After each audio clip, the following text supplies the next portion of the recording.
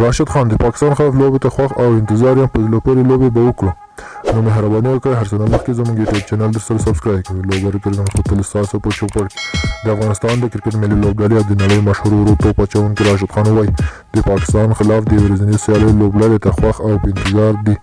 راشد خان دا مهال د پاکستان په سپر لیګ سیالیو کې د لاهور په ګټه لوبېږي چې تازه د کرکټ پاکستان په نوم له یوټیوب چینل سره ویډیو مرکه کړې ده دغه مرکې کوربه مشهور مبصر سلیم خالق دی چې پکې راشد نوي څرګندونه کړې ده لیګ سپینر راشد خان په خپله مرکه کې د پاکستان پر وړاندې په اګست میاشت کې د پایلان شوي درې ورځنیو سیالیو په اړه هم غږېدلی ده نومیالۍ ویلي ده چې دغه سیالیو ته له ډېره وخت انتظار دی او له پاکستان سره په زړه پورې جالب لوبې وکړي راشد خان وویل د پاکستان خلاف لوبې ته انتظار یم د پاکستان او افغانستان لوبې خورا قوي ده په زړه پورې لوبې به نندارې ته وړاندې شي موږ لا هم ډېر وخت مخکې لرو چې ورته ښه تیاري کولی شو راشد خان په مرکه کې د کین ویلیامسن ویراټ کوهلي او بابر اعظم په اړه هم خپل نظرونه ورکړي او ویلی دی چې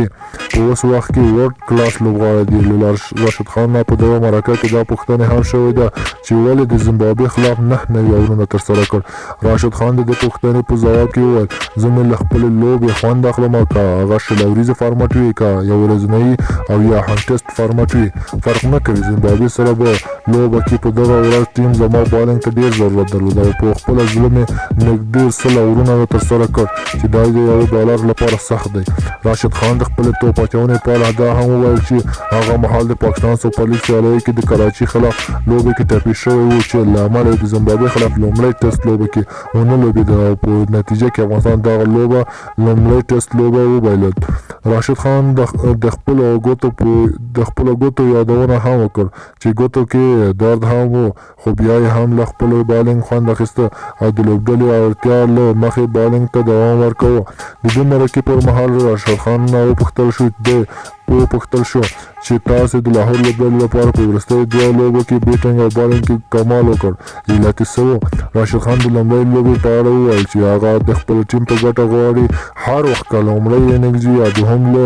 100 پورته تر 150 پورې منډې هم جوړ کړي او دا خپله ذمهواري ګڼي چې په همدې ترتیب یې لومړۍ لوبه په وروستي اوور کې د 3 څلوریزو پر مټ وګټل راشد خان همداراله په دوهم لوبه کې د 15 وکټو اخیستلو په اړه وویل زما کوښښ تر ډېره دا و چې په ښې او قانوني سره توپ اچونه وکړم خو په دوهمه لوبه کې ویشتم